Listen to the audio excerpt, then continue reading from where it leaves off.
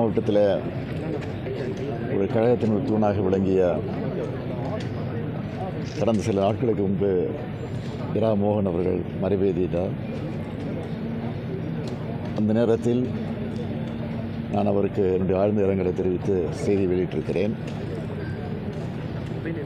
சாதாரண திராவிட முன்னேற்றக் கழகத்தில் ஒரு நகர கழக செயலாளராக இருந்து சட்டமன்ற உறுப்பினராக நாடாளுமன்ற உறுப்பினராக இருந்து பணியாற்றி கழகத்திற்கு பெருமை சேர்த்தவர்.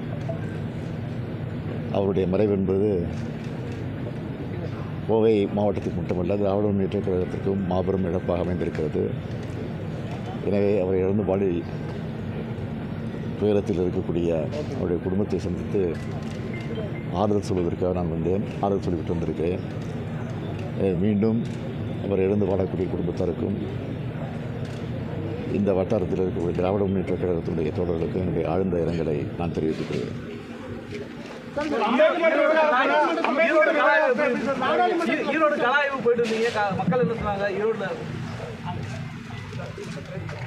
ஈரோடில் நேற்றைய தினம் கலாய்வு நடத்தினேன்.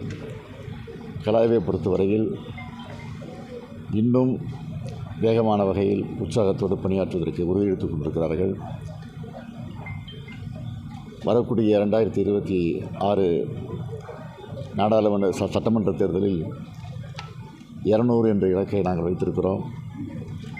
ஆனால் ஈரோட்டினுடைய கலாய்வில் நான் உணர்ந்த உணர்வு என்னென்று கேட்டால் 200 தாண்டி வருமோ என்ற எண்ணம் எனக்கு ஏற்பட்டிருக்கு. வழக்கு பதிவு பண்ணியிருக்காங்க ராகுல் காந்தி மேலே, அதை பற்றி சொல்லுங்கள். என்னங்க?